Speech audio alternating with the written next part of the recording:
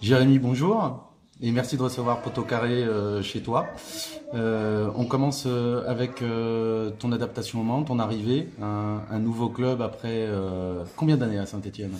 On va dire quasiment 19, parce que je suis arrivé en 93 au centre de formation. Parce qu'on a l'habitude souvent de compter que les années pro, c'est à partir de 1997. On oublie qu'il y a eu 4 années avant de formation, et pour moi, elle compte. Donc pour moi, je suis arrivé officiellement à l'AS Saint-Etienne le 10 juillet 1993. 19 années à la SS, 386 matchs en professionnel Ouais. et donc la découverte d'un nouveau contexte, même s'il y a une petite pige à Lorient, on peut dire que c'est la première fois où tu changes vraiment de club, où tu t'installes. Mhm. Alors comment se passe ton adaptation? Bah, super, parce que déjà, j'étais désiré par le staff, le président, par tout le monde. Et donc, ma venue s'est fait unanimement. Ce qui n'est pas toujours le cas dans d'autres clubs, hein, où voilà, il y a tout le temps là, c'était tout le monde le voulait, ou pour d'autres joueurs. Mais ce que je veux dire, c'est que j'ai vraiment senti pas un besoin, mais Une que vraie les mecs, envie de voilà, travailler avec toi. une vraie envie de travailler avec moi, ce qui m'a fait plaisir. Ensuite, j'ai découvert les installations, le MM Arena, le son d'entraînement. Puis j'avais cette envie en moi, j'ai passé une année sur le banc où je m'étais quand même un peu éclaté, même si j'ai pas joué, mais j'avais pris beaucoup de plaisir avec cette équipe.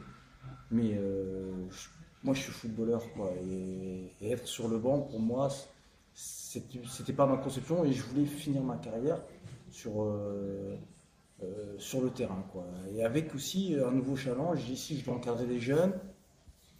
J'ai pas choisi la facilité, parce que c'est un club qui a eu de graves turbulences, qui a été à un moment rétrogradé administrativement. Voilà, mais on a un super coach qui drive ça d'une main de maître, avec un staff excellent. J'ai aussi un jeune entraîneur de gardien qui fait sa première saison en pro et qui est plein d'idées, qui est plein de bouillons, et qui me donne beaucoup de choses pour moi dans le futur. J'ai mes enfants qui s'éclatent aussi. Et donc, tout va bien, on a des résultats plus que corrects. Il faut savoir que notre objectif, c'est le maintien. On est, après la défaite de Nîmes, où elle nous fait un peu mal, celle-là, on est 10e. Donc, on est largement dans les objectifs pour l'instant. On pratique du beau jeu. Par contre, on se fait avoir. Parce qu'on a une équipe jeune, 20 ans de moyenne d'âge. C'est tout pour l'attaque. Donc, on prend souvent des comptes, comme hier, où on n'arrive pas à retenir les chevaux, quoi. Ça attaque, ça attaque, ça attaque. Et voilà, c'est un peu le. Mais on prend du plaisir. On prend du Donc plaisir, et les gens prennent du plaisir à nous regarder. en fait, ton départ de Saint-Étienne, ça veut dire qu'après 19 ans de football intensif, quasiment au quotidien, tu as toujours ce même amour du jeu et du poste de gardien de but et retrouver la pelouse, c'était quelque chose d'important pour toi. Mais si vous voulez, je- c'est ma pige à Lorient qui m'a. Il y a eu deux facteurs. L'appel de Christian Gourcuff. Monsieur Gourcuff, quand même, quand on vous appelle à 3 journées de la fin pour un truc complètement dingue, où si on descend avec Lorient, ça va se retourner contre moi. Après, je me dis, Jérémy, quand un monsieur comme ça t'appelle, ça se refuse pas. Donc j'y vais, on se maintient, je fais des matchs corrects, putain, je fais un penalty à Bordeaux où en plus il fait chier les Verts, mais ça faisait moi, mais c'était manque de repères, tu vois. Mais sinon, ce qui compte, c'est que j'avais fait 90 super minutes, j'ai des arrêts à bout portant et tout. J'étais vraiment. Je fais le penalty, après je fais un bon match contre le PSG. Et le soir du PSG, je me dis, putain, je peux plus être deuxième, je peux pas être deuxième gardien. Pas après, pas après ça, pas après. Voilà. Et donc, je suis en recherche d'un challenge. Et sans le chercher, enfin, je suis à la recherche sans le chercher. Je me dis, s'il y a quelque chose qui se présente, je fais tant pis, ça bouge. Ma grande surprise, il y a Lens, tu vois. Il y a Lens, mais le coach ne me veut pas, Lens, tu vois. Tout le monde me veut, sauf le coach. J'en veux pas d'ailleurs, hein, tu vois. Il a fait son choix. D'ailleurs, je pense que ça lui a peut-être pas porté bonheur, mais qu'il s'est fait débarquer, tu vois. Mais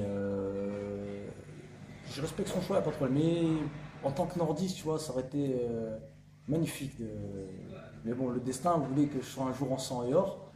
Tu vois, je suis au moins. Tu vois, c'est. Voilà. Je savais pas que je pensais que ça allait être Lens, mais c'était le Mans, tu vois. Et après, j'ai une touche en MLS, tu vois. Alors, pour des raisons de confidentialité contractuelle, je peux pas rêver de club, tu vois. Et c'était fait à 99%. Il fallait qu'un joueur étranger quitte le club avant la date du mercato qui était le 13 juillet, je crois. Et ça se fait pas. Le mec part pas, donc je peux pas intégrer le club. Alors qu'avec Stéphane Tessier et tout ça, on avait tout calé. Puis vient Le Mans. Dominique Rocheteau me dit écoute Jérémy, Denis Zanco, le coach va t'appeler. Je dis ok, pas de problème. Puis il y a un feeling, je vois au téléphone.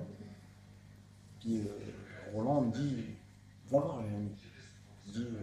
Après, Roland me dit c'est simple Jérémy, tu restes, on est les plus heureux du monde.